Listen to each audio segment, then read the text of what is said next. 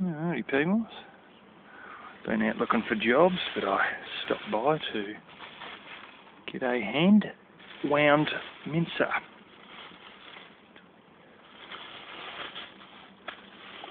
This phone's going to do the usual thing it always does with the light levels.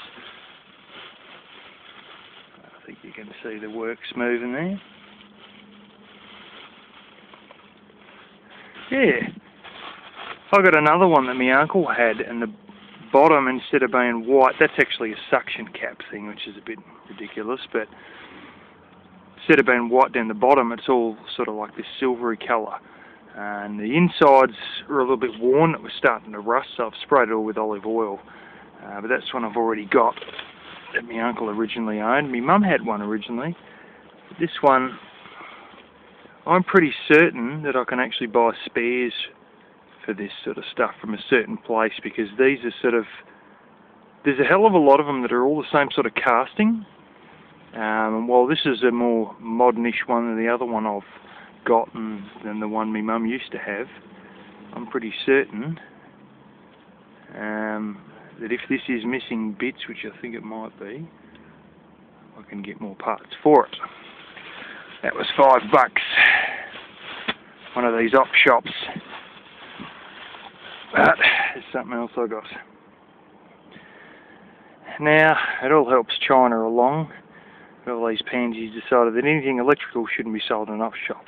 Well, shouldn't be sold full stop second hand, so you can't usually get second hand electrical items without one of these magical stickers, the same sort of sticker that you need for everything on a unionised construction site. But this op shop obviously has a volunteer electrician, and this is $8. Now, I've seen a lot of slow cookers. My mum, her one is 230 watts.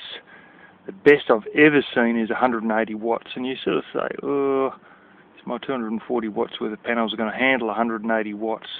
You know, the inverter's sort of rated at 200 and can be used at 250 for a maximum of 30 minutes. And I must admit, the DeWalt charger is 185 watts, and it runs that fine, so I probably could run one of the Kmart 180 watt ones, but I've got this little tiddler, which needs a bloody good wash, to be honest. It's tiny, absolutely tiny, man.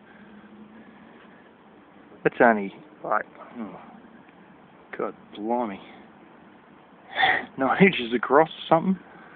If that, might only be 8 inches.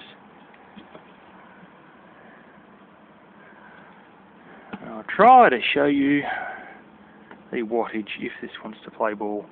You're going to have to look at it upside down, I think.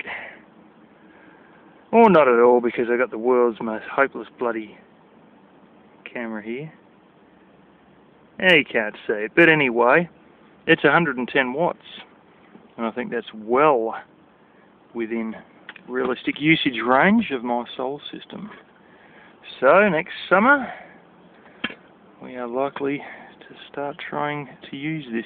It is tiny, like I said, like, you know, you haven't got to fit much in there.